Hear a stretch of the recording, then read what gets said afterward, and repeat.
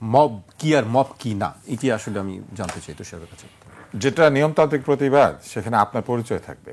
হয় আপনি ব্যক্তি হিসেবে আপনার পরিচয় আপনি প্রতিবাদ জানাবেন, অথবা আপনি প্রাতিষ্ঠানিকভাবে আপনার দল অথবা সংগঠন অথবা গোষ্ঠী নিয়ে আসবেন যার আইডেন্টিটি আছে।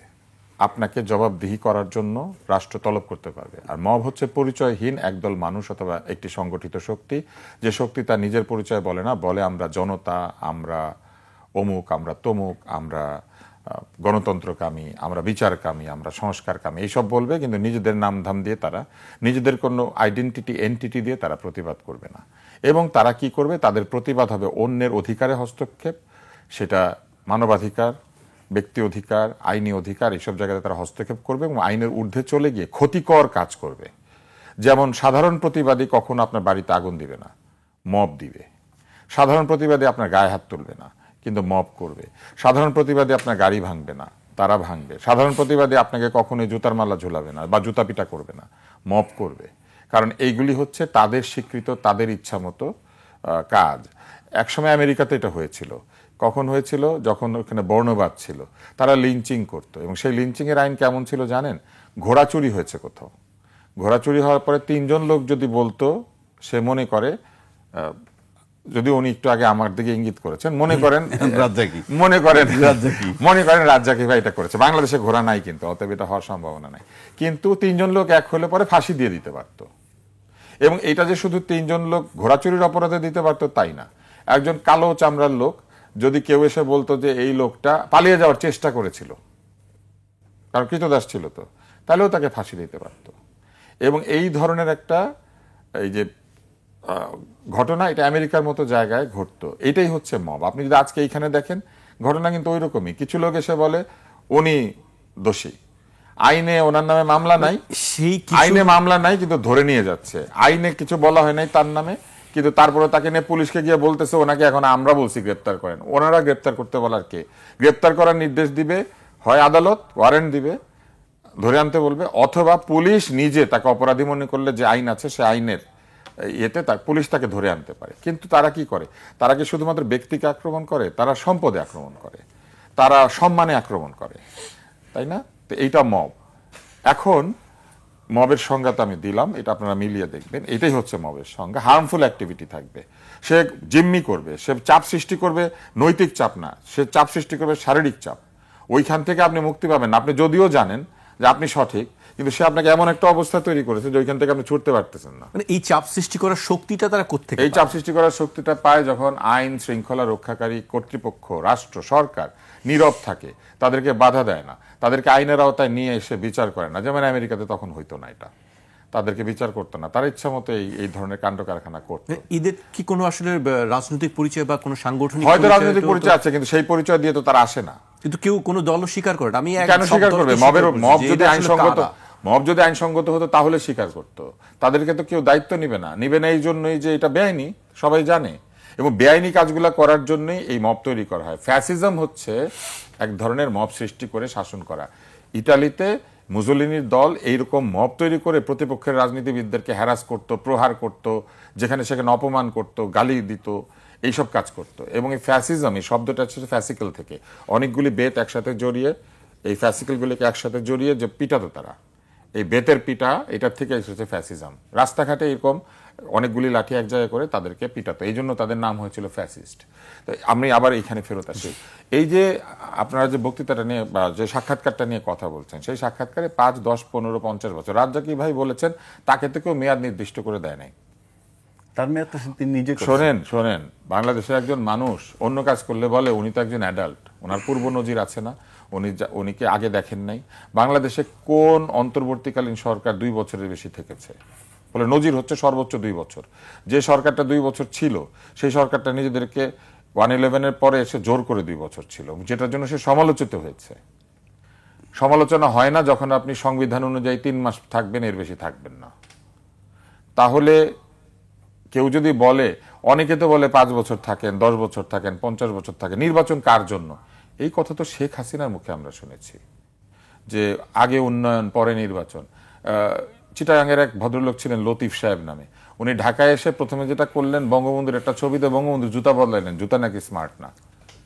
এই যে ফটোশপ করে বঙ্গবন্ধুর জুতা বদলে দিয়েছেন পা সহ, দিয়ে এইটা লাগিয়ে দিলেন কোথায়? প্রধানমন্ত্রীর দপ্তরের সামনে লাগিয়ে দিয়ে লিখলেন আগে উন্নয়ন পরে নির্বাচন, নির্বাচনের দরকার নাই। তো এগুলা তো এই ওইসব কথাবার্তা, এগুলা চাটুকারদের কথাবার্তা। 5 বছর থাকেন, 10 বছর থাকেন, উনি জানেন না 5 বছর থাকা যায় না, 10 বছর থাকা যায় নাকি 50 বছর থাকা যায়। আর 50 বছরে যারা থাকতে বলেছে তারা যে একেবারে অপদার্থ, মূর্খ, বেয়াদব, বেআইনি কথা বলে, যদি কেউ বলে থাকে, এই 50 বছর কারা বলেছিল এই নামটা আমি জানতে চাই।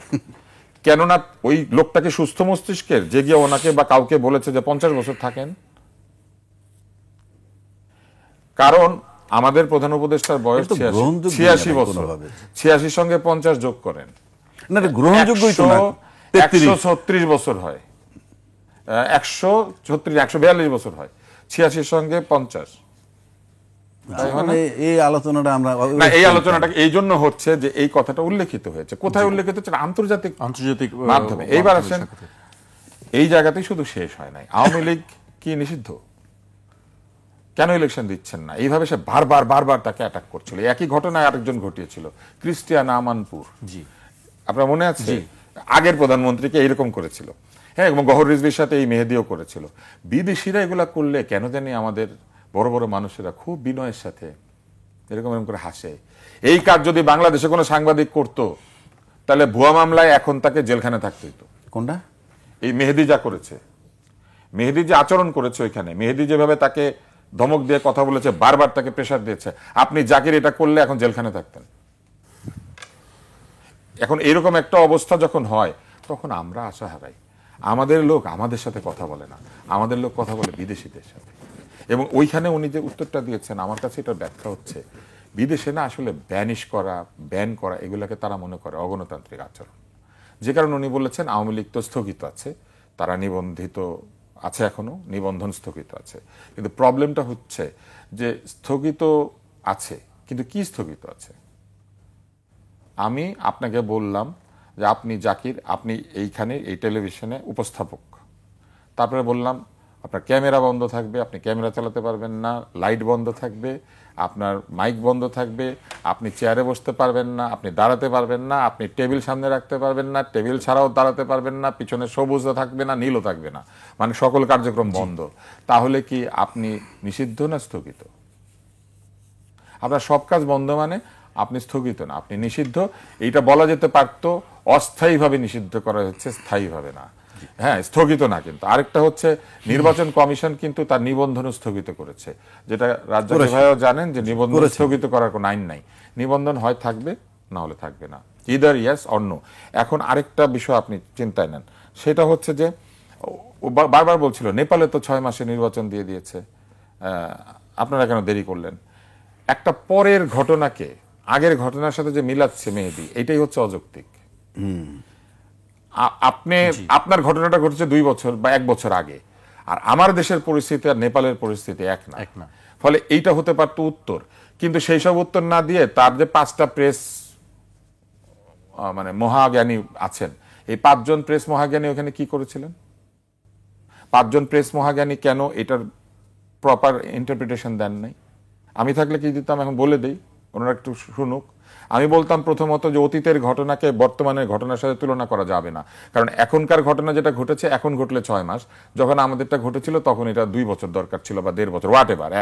2 হচ্ছে ওনারা, আমি উত্তর দিচ্ছি, লোকে ভাববে যে আমি ওনার পক্ষে চলে গেলাম বা বিপক্ষে চলে গেলাম, হোয়াট এভার। আরেকটা হচ্ছে যা ঠিক সেটাই বলতে হবে।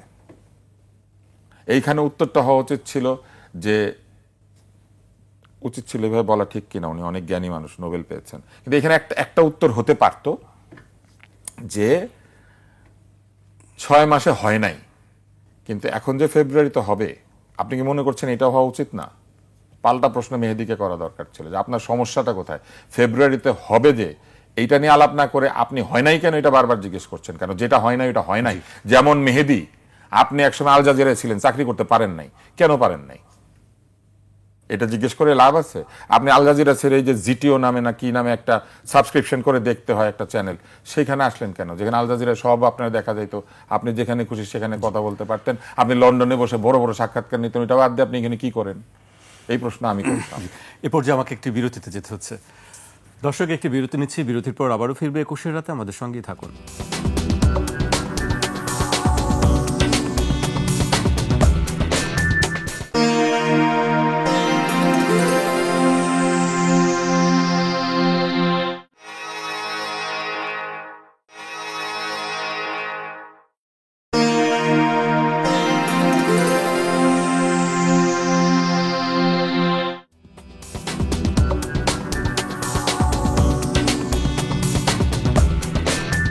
বিরতির পর আবারও স্বাগত। আপনারা দেখছেন 21 রাত। আমাদের সঙ্গে আছেন গণমাধ্যম কর্মী ডাক্তার আব্দুল নূর তুষার এবং বাংলাদেশ সুপ্রিম কোর্টের সিনিয়র আইনজীবী আবু হেনা রাজ্জাকি। তুষার ভাই, আপনি বলছিলেন যে আল জাজিরার সাক্ষাৎকার নিয়ে বেশ কিছু কথা বলছিলেন যে এটি আসলে এখন আমি কেন মেহেদির খুব সংক্ষেপে আমি কেন জাকির একটু আগে মেহেদির সমালোচনা করছিলাম, এর কারণ হচ্ছে একটা জাতির আত্মসম্মান বোধ কোথায় থাকে জানেন? থাকে হচ্ছে যতক্ষণ পর্যন্ত কেউ আমার প্রধানমন্ত্রী, আমি তাকে সমালোচনা করার অধিকার রাখি।